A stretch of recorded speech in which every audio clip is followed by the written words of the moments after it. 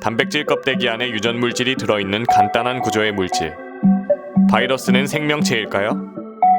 그 대답은 모른다입니다. 바이러스는 인간이 정한 생물과 무생물의 범위, 그 정중간에 있는 물체입니다.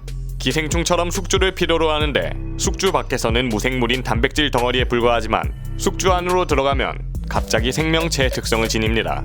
숙주를 이용하여 증식도 하고 심지어 돌연변이를 만들며 진화합니다. 한 과학자는 바이러스를 보고 생명을 빌려서 살아간다고 표현했죠. 이번 영상에서는 우한에서 발생한 신종 코로나 바이러스의 사례를 통해 바이러스의 분류와 위험한 바이러스의 특징, 바이러스의 치료와 소멸 등에 대해 알아보겠습니다. 바이러스의 분류. 바이러스는 단백질 껍질 속 유전 물질의 종류에 따라 DNA 바이러스, RNA 바이러스로 나뉩니다. DNA와 RNA의 가장 큰 차이는 안정성이죠. DNA는 화학적으로 안정적입니다. 그래서 DNA 바이러스는 돌연변이가 적어 백신 개발이 쉽기 때문에 예방접종으로 방어되는 경우가 많습니다. 하지만 RNA는 불안정하고 오류가 수정되지 않습니다. 이 때문에 RNA 바이러스는 돌연변이율이 엄청나죠.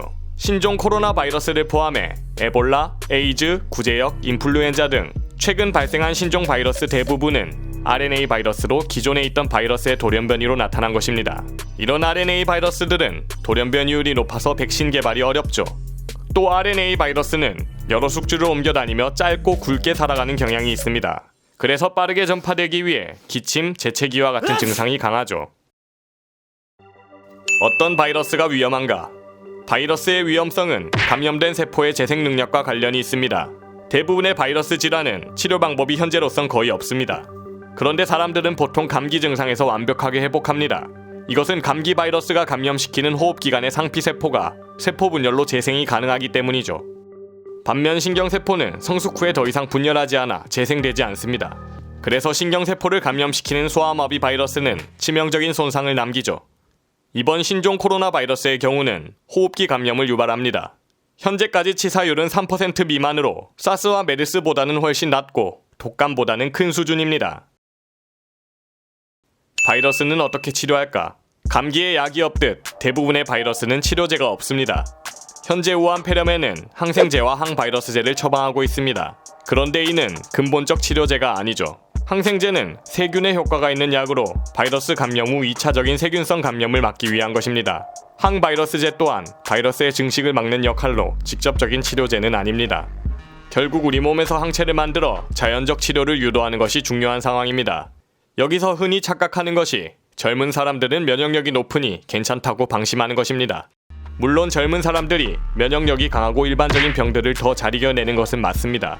하지만 신체가 처음 겪는 변종 바이러스에 노출되면 과도한 면역 반응이 일어나며 몸이 망가지는 사이토카인 폭풍이란 현상이 나타날 수 있습니다. 이런 경우에는 강한 면역력을 가진 젊은 사람이 더 위험하죠.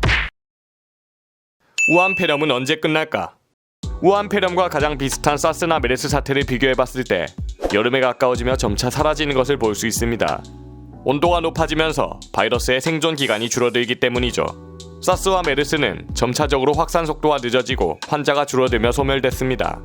RNA 바이러스의 특성상 한 숙주 내에서 오래 머물지 않기 때문에 현재 우한 폐렴은 전염을 막는 것이 가장 중요하죠.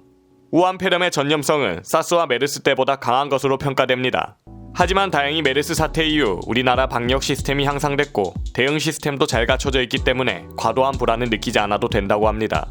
그러나 우리가 손 씻기와 마스크 사용 등 기본적인 주의를 하지 않는다면 전염의 확산을 막을 수 없고 바이러스의 기세는 더 강해지겠죠. 우한 폐렴은 아직까지는 전염력이 커지는 추세로 수개월 더 지속될 것으로 추측되고 있습니다. 마지막으로 신경 써야 할 것이 하나 더 있다면 바로 병을 옮기는 동물입니다. 메르스의 경우 사스보다 전염력이 약했지만 더 오래 갔습니다. 그 이유는 바이러스를 보유한 낙타들로부터 전염이 계속 발생했기 때문이죠. 그런데 신종 코로나 바이러스의 중간 숙주가 아직 확실치 않은 상황이라고 합니다. 이 동물에서 사람으로의 바이러스 감염에 대한 이야기는 다음 영상에서 다루겠습니다. 도움되셨다면 구독 부탁드립니다.